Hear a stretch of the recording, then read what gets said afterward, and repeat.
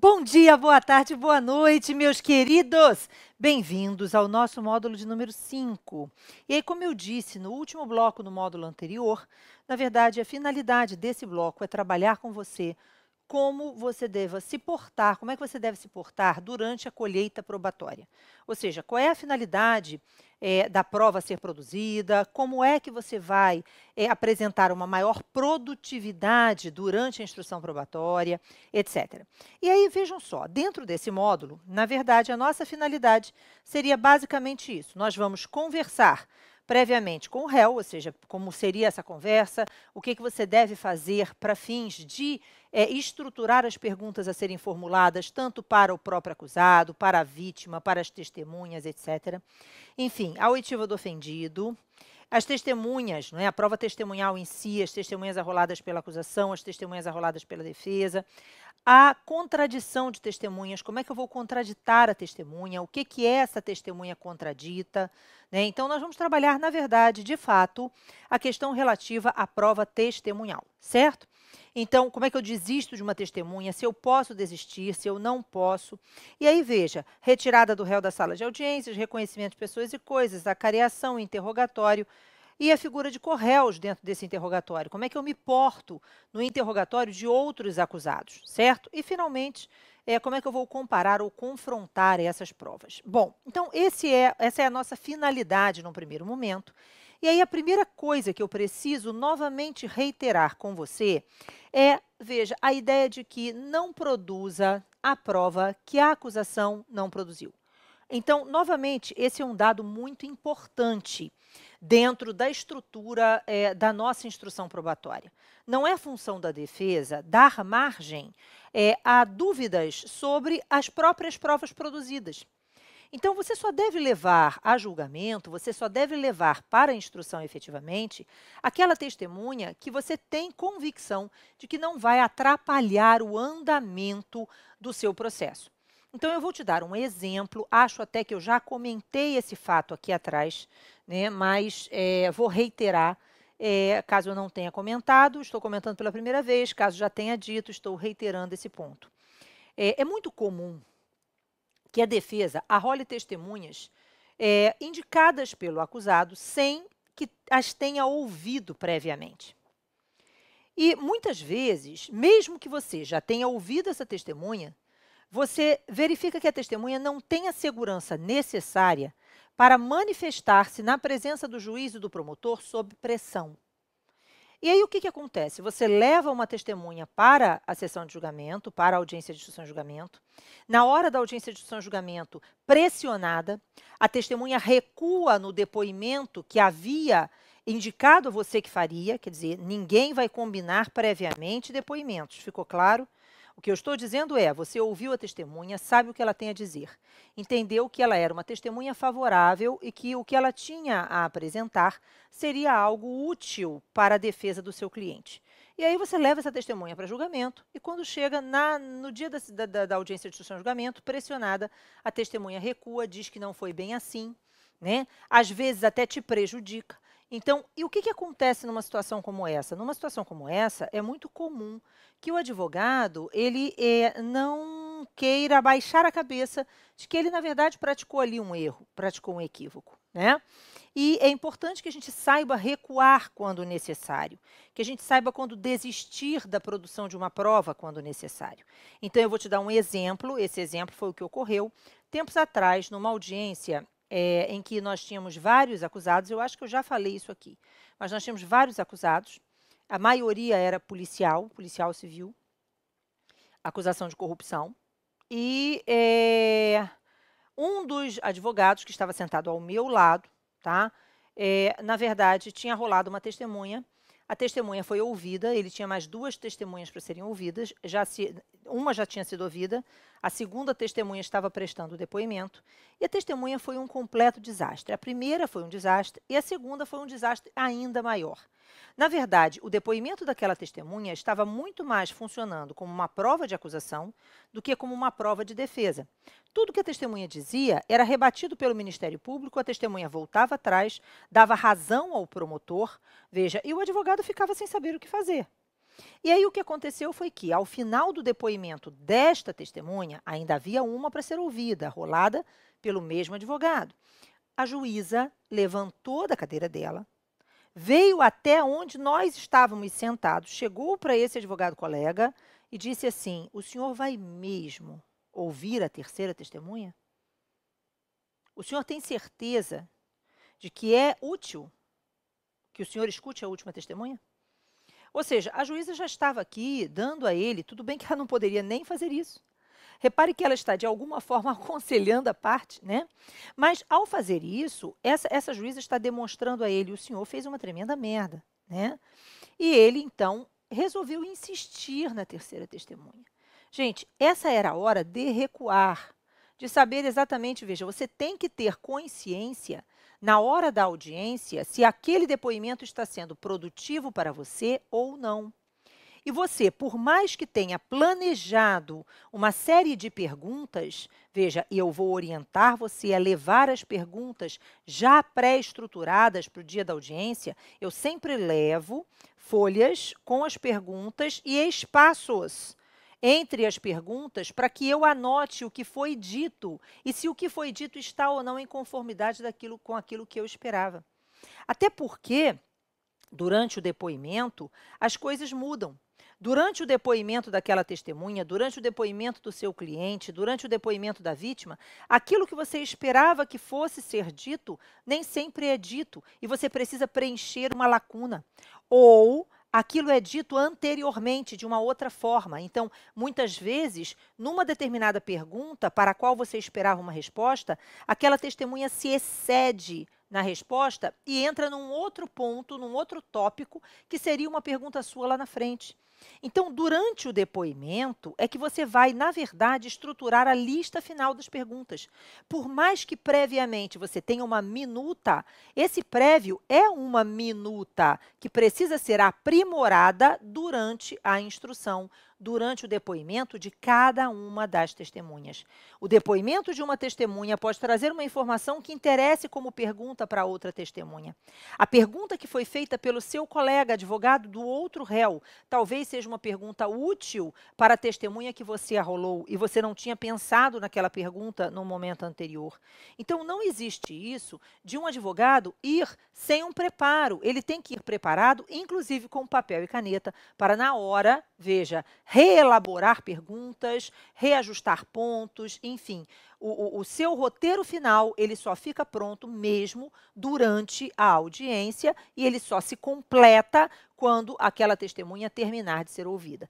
Então, você tem que entender que existe aqui um critério muito importante. Esse critério chama-se atenção, certo? E, novamente, não produz a prova que a acusação não produziu. Então, aquele era o momento do advogado colega ter desistido da terceira testemunha. Mas não, ele insistiu em ouvir a terceira testemunha, que terminou de enterrar o cliente dele. Então, você tem que ter aí um ajuste, certo? E saber exatamente o que você vai encontrar numa audiência. Surpresas não são bem-vindas, embora elas sempre aconteçam. Ok? Então, a gente precisa minorar as surpresas. A gente precisa reduzir as chances de surpresa. Então, para isso, é bom que você estude o processo. Veja, um processo não se faz apenas de leis, doutrina e jurisprudência.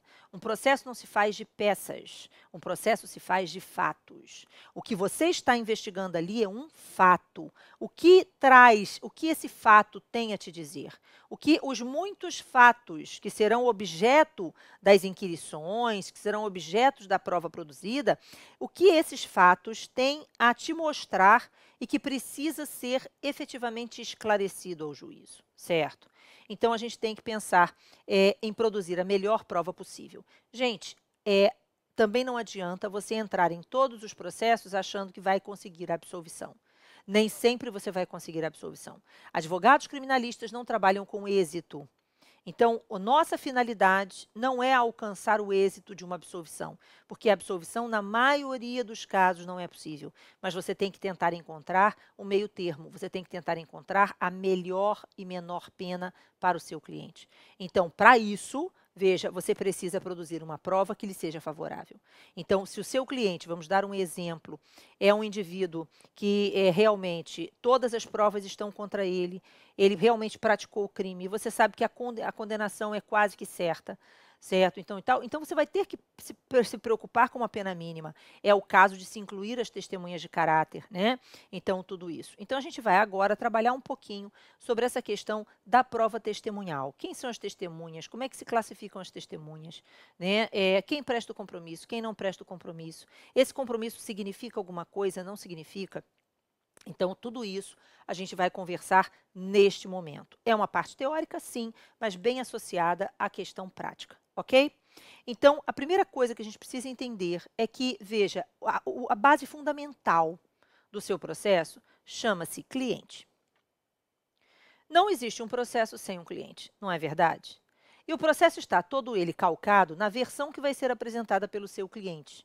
E, óbvio, na diretriz jurídica que você vai dar a essa versão. Ficou claro? Então, novamente, prestem atenção neste detalhe. Eu já mencionei isso no módulo anterior, mas eu vou reiterar agora. Eu, Ana, costumo pedir ao cliente para escrever de próprio punho toda a versão fática, ok? Lógico, ele pode fazer no computador, pode fazer a caneta, certo? Desde que ele saiba escrever, né? Porque existem casos em que não sabem. Mas você, tendo um cliente que sabe escrever, é importante que ele, além de contar para você a história, que ele escreva. Ou, no mínimo, que você grave a conversa com ele mantida. Com que finalidade? Com a finalidade de suprir ou sanar eventuais lacunas que você tenha lá na frente, na hora de estruturar as perguntas, na hora, enfim. É uma forma que eu utilizo para garantir que eu saiba exatamente com o que eu estou trabalhando. E para que eu possa, nas diversas entrevistas mantidas com o meu cliente, veja, fazer perguntas até mesmo simulando perguntas da acusação. Então, é muito comum que eu marque diversas entrevistas com o meu cliente ao longo do processo, antes do seu interrogatório.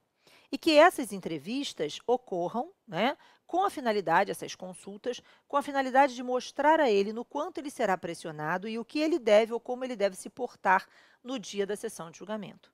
É importante que você esclareça ao seu cliente sobre a possibilidade dele permanecer em silêncio. Ele vai permanecer em silêncio? No todo ou em parte? Então, vamos começar aqui trabalhando a seguinte situação. Você deve mostrar a ele que ele não será prejudicado pelo seu silêncio, mas que no momento que ele, vamos pensar assim, concretamente, o réu não será prejudicado pelo seu silêncio, é ficção, né? Então, assim, se o réu fala, veja, e o que ele fala parece crível ao juiz, certo? Ele tem uma maior probabilidade de que o juiz simpatize com ele, pense na atenuante da confissão, etc. e tal, enfim. Ou ainda, você tem aqui uma situação em que perguntas parcialmente respondidas possam ser prejudiciais. Exemplo, imagine, se você fosse o juiz, eu quero que você se coloque na situação do juiz.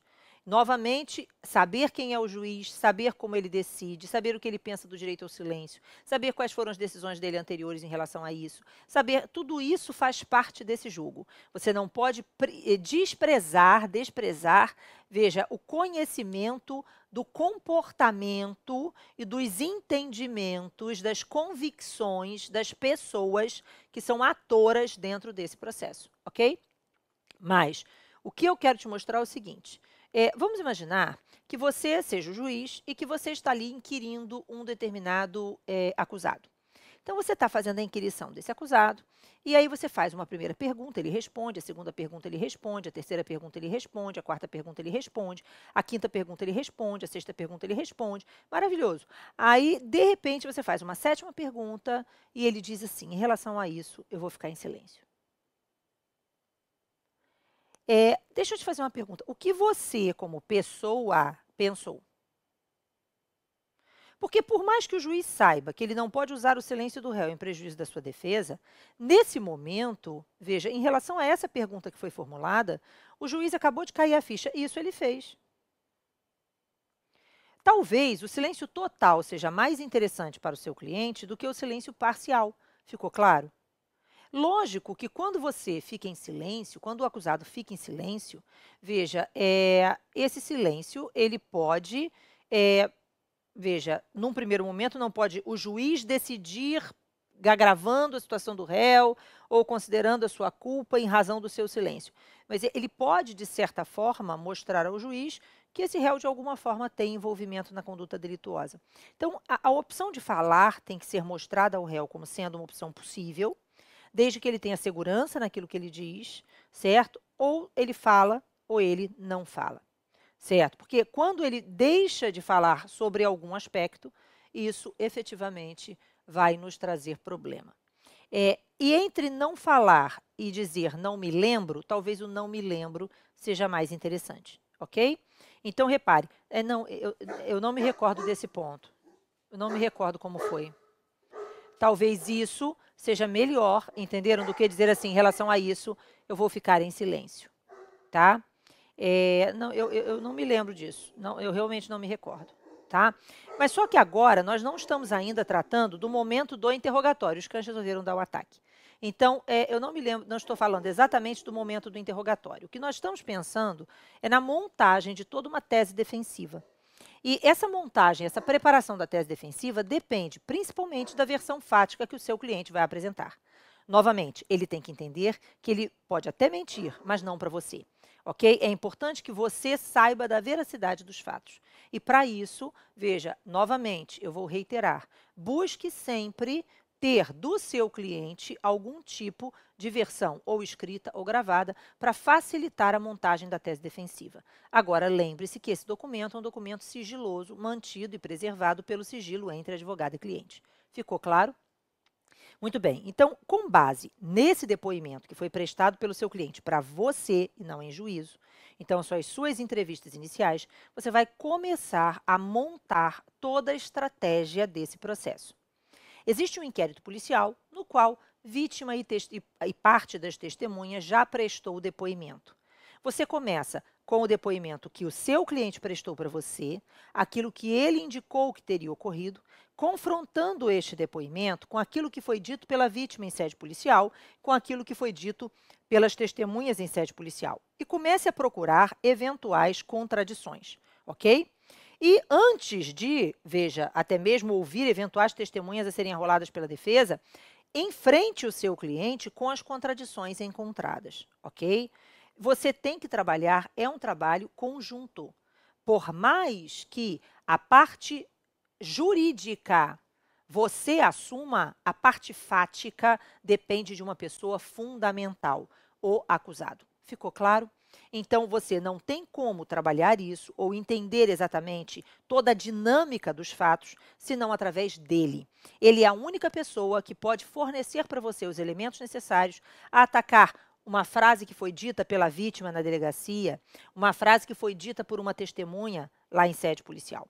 Então, é importante que você consiga juntar esses cacos, certo? Esses pedaços, e tentar formar daqui uma visão única daquilo que você entenderia como tese principal de defesa. Ficou claro? Bom, você vai também, nessas consultas com o seu cliente, não será uma, não serão duas, serão várias, certo? Até que você entenda que o cliente está realmente preparado e que você tem pé da situação de forma suficiente a preparar as testemunhas, quer dizer, preparar a inquirição a ser feita às testemunhas. Então, reparem, você vai ter contato prévio com acusado e as testemunhas arroladas pela defesa. Você vai sim, lógico, fazer uma sabatina do seu cliente para verificar possíveis falhas no depoimento dele ao longo de toda a preparação, digamos assim. Mas você não vai treinar as testemunhas. O que você vai buscar são testemunhas que te forneçam informações sólidas, seguras, ficou claro? Claras, porque uma testemunha deve ter clareza e objetividade.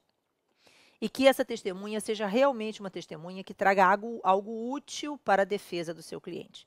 Por isso é importante que você, depois de pegar com ele o nome das possíveis testemunhas, que você efetivamente chame essas testemunhas para, em seu escritório, te contarem o que elas sabem a respeito dos fatos. E aí você vai usar a mesma estratégia. Vai pedir que elas escrevam, de preferência, aquilo que elas conhecem dos fatos e que te entreguem. Por 2 motivos eu faço isso. Motivo número 1, essa testemunha, ela é uma testemunha que vai te fornecer uma versão dos fatos que nem sempre é verdadeira. Vamos imaginar que seja uma testemunha parente do réu, ou que seja uma testemunha amiga do réu, etc. Então, essa pessoa tem uma tendência a proteger o acusado.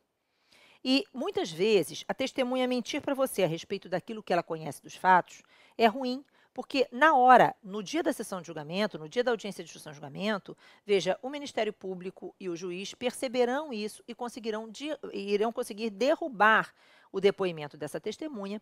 E aí você tem, veja, a certeza, porque no momento em que ela escreve para você, fica mais fácil, novamente, de você detectar possíveis falhas e, principalmente, você tem um documento dela dizendo, olha, o que eu sei é isso aqui. Por que eu estou mudando a versão dos fatos? Porque, às vezes, olha só a situação, às vezes a testemunha, ela foi arrolada por você, ela era amiga do réu. Mas entre a data em que ela foi arrolada e a data da audiência, ela e réu brigam. E aí ela quer mudar a versão dos fatos em juízo. Entenderam?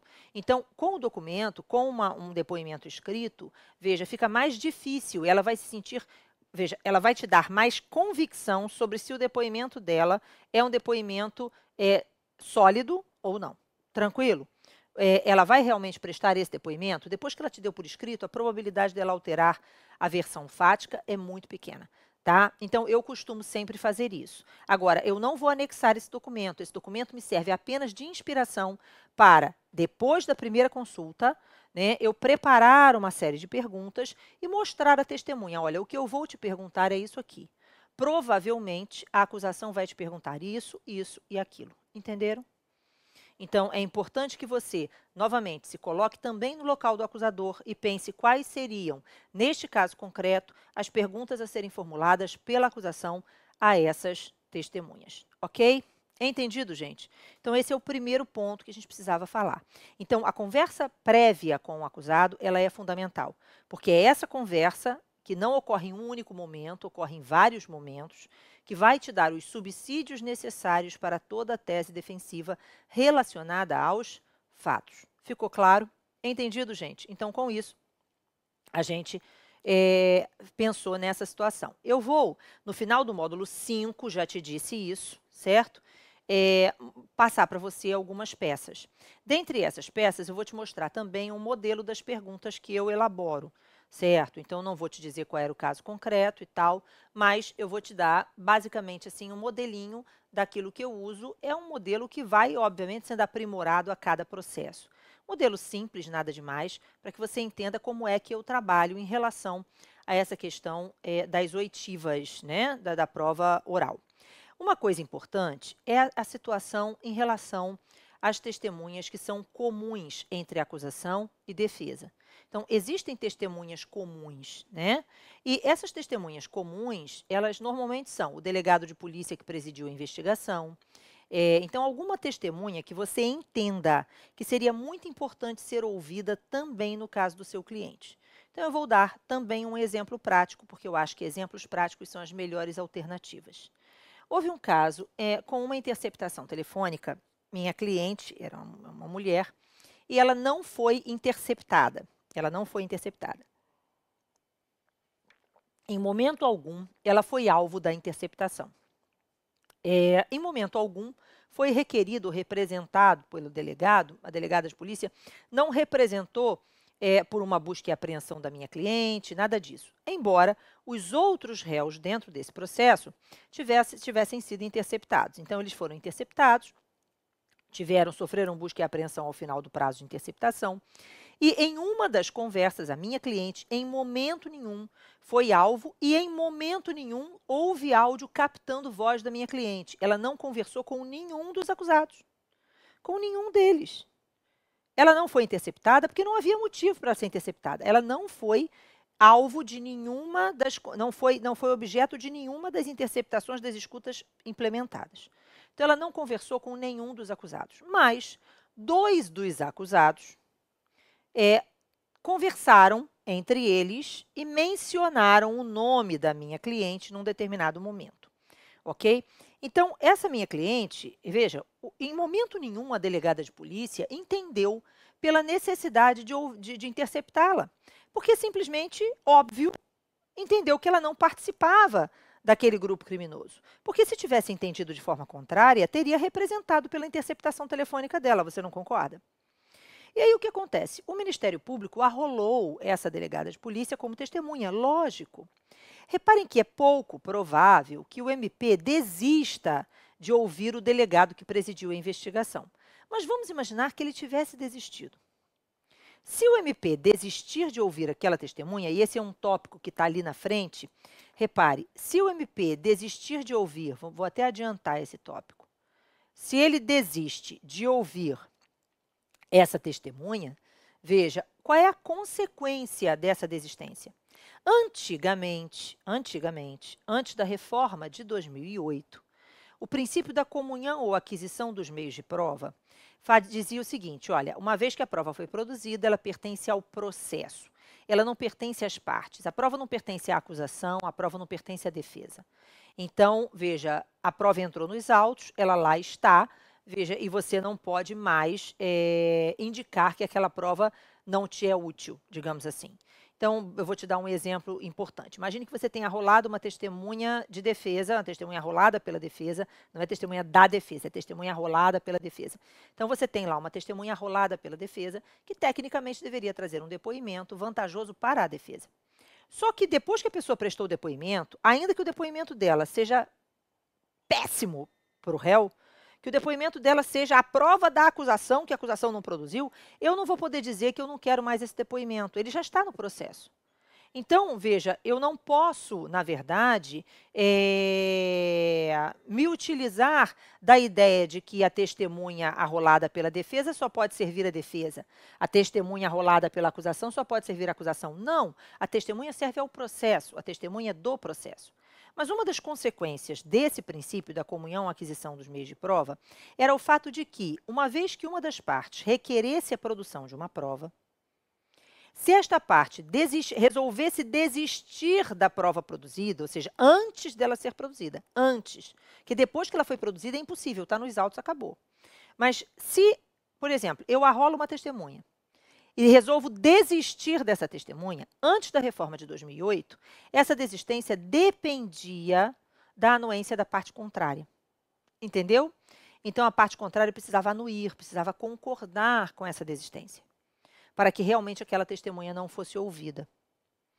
Mas, hoje em dia, veja, isso não existe mais. O artigo 401 do Código de Processo Penal, lá nos seus parágrafos, estabelece que realmente, veja, as partes podem desistir das testemunhas independentemente de manifestação da parte contrária. Então, vamos imaginar que você tenha uma testemunha que foi arrolada pela acusação, mas que também é importante para você. Entendeu? E aí você vai fazer assim, não, já foi arrolada pela acusação, eu não quero perder o número de testemunhas, eu quero arrolar um maior número de testemunhas, então não vou colocar ela aqui não, porque ela já foi arrolada pela acusação. Gente, se isso acontecer, a acusação desiste da oitiva daquela testemunha, como é que fica você? Entenderam? Porque hoje, a acusação desistindo, você não precisa concordar com essa desistência. Foi ele que arrolou a testemunha, você não arrolou. Então, vamos parar de achar que porque a testemunha já está arrolada pela acusação, de que ela não precise ser arrolada pela defesa. Se é uma testemunha que você acha que vai ser útil no seu caso, é importante que você também a arrole. Então, nesse meu exemplo, né, a delegada de polícia era imprescindível, porque eu queria que ela dissesse por que a minha cliente não tinha sido interceptada. Eu queria que ela dissesse em juízo por que não houve um pedido de... Por que todos os acusados foram interceptados, por que todos os acusados sofreram busca e apreensão e a minha cliente não. Entenderam? E se eu não tivesse incluído ela na minha lista e o Ministério Público tivesse desistido dela, eu ia perder a oportunidade de ouvi-la. Ela era uma testemunha fundamental. Era uma testemunha arrolada pela acusação? Sim, mas que também prestaria um depoimento útil no meu caso. E assim foi, na hora ela ficou lá, igual uma idiota. Eu fiquei forçando a barra. Eu gostaria de saber, doutora, por que a minha cliente não foi arrolada, não foi interceptada? A senhora representou em algum momento? E ela ficou, deixa eu olhar aqui. Não, realmente, não representei e tal. Então, eu queria dizer, por que a senhora não entendeu? A senhora entendeu que não era necessária a interceptação da minha cliente? Entenderam? Então, você tem que forçar e tem que se impor na hora da prova. Você não pode, veja, achar que você é menos que o MP, que você é menos que o juiz, ou que porque está ali um delegado, porque está ali um policial, porque está ali, enfim, que ele é alguma coisa além de você ou mais do que você. Você tem que ter, veja bem, presença, certo? Segurança na hora da inquirição, certo? Então, presença, segurança, certo? E principalmente poder de convencimento. Então, nesse momento, veja, se você baixa a cabeça, você não será nada enquanto advogado criminalista. Você vai enfrentar um embate? Vai. E no final vai ficar tudo bem. Você vai, da mesma forma, rir, conversar com as outras partes, com os advogados, com o Ministério Público, com o juiz, porque tudo aquilo é um jogo. O juiz sabe disso, o promotor sabe disso, certo? E você não está ali desrespeitando ninguém, não é essa a finalidade. Veja, perguntas devem ser formuladas e isso não significa desrespeito. Perguntas devem ser formuladas com segurança e isso não significa desrespeito. Se você necessitar elevar um pouco o tom de voz, eleve, mas apenas para mostrar a firmeza necessária e a importância daquela resposta, certo? Não para agredir alguém ou xingar alguém, etc. Lógico, tudo isso dentro de um critério de urbanidade, ok? É um embate? É uma guerra? Mas é uma guerra entre, digamos assim, diplomatas, ok? Então, na verdade, você tem que ter essa diplomacia da audiência, porque isso vai fazer diferença. A gente volta já já.